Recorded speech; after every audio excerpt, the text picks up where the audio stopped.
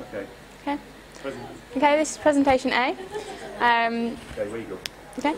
I'm Trudy, and this talk is actually based on what my blog is. So I know one person has read my blog and commented on it, but it's just looking at how predicted grades, whether it can actually help a student or can actually hinder them to achieve better than what they can do. So an overview of what I actually thought, because a lot of us all the way through school are told what we're predicted to get. So especially at GCSE and A levels, you're told this is what we think you can get. Like whether you've, it's based on like previous results. So for A levels and AS, it's based on what you get at GCSE. But these grades are you're already told a predicted grade.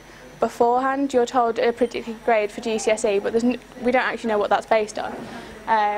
So, in my thoughts, how do we know what they're based on? Are they reliable? And predicted grades, especially at A level, are used to apply for university. Is this valid? Is that fair? So what are they used for? Exam boards actually require for schools to give them the predicted grades of the students. There's two reasons for this. It can actually be checked, like they use predicted grades to check for discrepancies, so they can see if the paper was too hard. So as an example that I put here, if a student is expected to get a B and actually comes out of the exam with a D, what went wrong? Was the predicted grade wrong, or was the exam paper too hard? So it allows for discrepancies there. And predicted grades are also used for if a student falls ill or suffers a bereavement. The predicted grade is actually used as their final exam result. If there is no proper basis for a predicted grade to come up, is this fair that they're being allowed to use this predicted grade without doing the exam? So what are they based on? I actually read, there's a few blogs on this, and I actually was reading one and was quite close to commenting. It actually says that it's based on professional judgment. So it's completely subjective. A teacher says, oh, I think this pupil is capable of getting an A or something, just off the top of my head. So there's no actual formula for this prediction, so it's just what the teacher thinks. It's not based on anything else, it's just here's the results that they've received before at GCSE. What do you think that they can get at A level? That is how it is done. As it says, it's completely subjective, so you can't tell whether it's actually based on pure information or not. This is actually a piece of research that was done by UCAS. They are the ones that do our application forms for university, and they expect a predicted grade on that form. That's how, as all of us know, that's how you are offered a place. So you enter in the grades that you're predicted to get, but these are just based on what your teacher thinks. And they did a piece of research, and it actually suggested that 46.7% of the time, the predicted grades are completely overestimates. So they're saying that someone can get an A, but majority of the time this is higher than what they're actually able to achieve and actually fall down into a B. Yeah, so 46.7% of the time. I did put the link on there because it's actually a really interesting paper. I didn't realise how grades are so overestimated. I thought, well, yeah, that's what I thought. Like, if I'm told I could get a B, then in my head I could get a B. That's kind of what happens. But even I found at A level, I was predicted 3 Bs and I got 2 Bs and a C, so one of mine was an overestimate. Portsmouth University actually did a piece of research to follow on from this, and they found that 45% of the time it's only accurate. So there's a lot of, like 55% of the time, whether it's overestimated or underestimated, it's incorrect.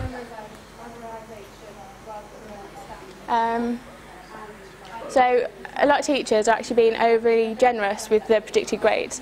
This could actually be used to either give students something to aim towards, or they are giving it to allow the student to get into their choice university. So for here I was expected 3 Bs and my predicted grades were 3 Bs. So it depends. If a teacher knows that you're aiming to go to a certain university, predicted grades kind of follow on from that. So if you are a lower performing student and you're given a target that is higher, is this giving something to aim towards, or is it just adding pressure onto the student?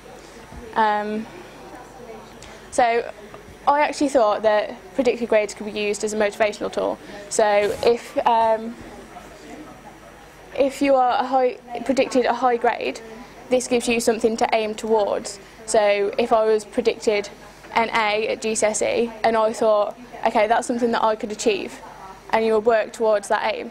But a lot of students actually find that having a predicted grade that's higher actually adds a lot of pressure onto them. So they get to the exam and they think, oh, these people are expecting me to get such a high grade, that it puts that much pressure on them, and they actually suffer a lot of anxiety. That is where they get pressured and their grade actually drops due to the exam pressure. And then if you're predicted a lower grade, people will think, okay, that's achievable, I'll just work to that level. So it's skills giving them something to aim towards, but they reach that aim and then stop there. Whereas there are other pupils that actually think, no, you've told me that I could achieve a really low grade, I'm going to prove you wrong, I'm going to work more and I'm going to get a higher grade. And there's a piece of research, and I was really confused by this. People that are predicted a lower grade actually achieve higher, because they have this feeling of, I can do better than what you think I can, I'm going to prove you wrong. Yeah, there's actually a few other roles in motivation and how progress motivation can work. So it's down to self-perception. If you think that you could achieve a certain grade, you're more than likely to achieve this grade. So it's down to self-perception of your own abilities. So if you're told you could achieve a B and you think, no, I can't, that is a self-perception. You're more likely to receive the grade that you think you're capable of, rather than a grade that you're told you can get.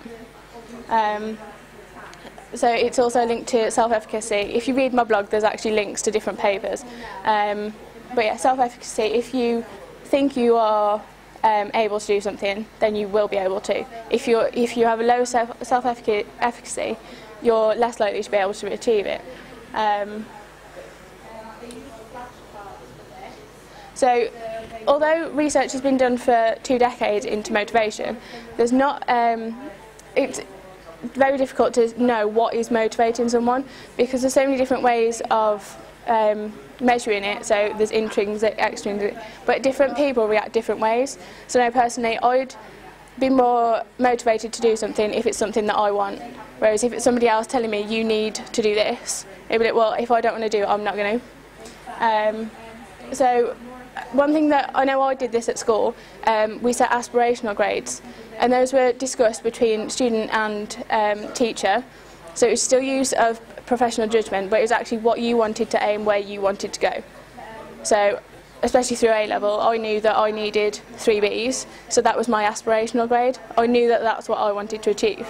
But this isn't used very often, and it's only the predicted grades that are recorded and actually used for anything. But if these are completely subjective by somebody else, how is that fair? So these are just 2 pictures that I saw. I can and will watch me. That's how I think that people who were predicted a lower grade, that's how they think. You think I can get this? No, I can't. I can get better than that. Watch me. And then another one. Don't let the noise of other people's opinions drown out the inner voice. That's just saying that as predicted grades, we're always working to what somebody else wants us to achieve. We're not working towards what we want. And if we work towards something that we want, we're more likely to achieve it. So that's my opinion. Okay? Any questions? No? Okay.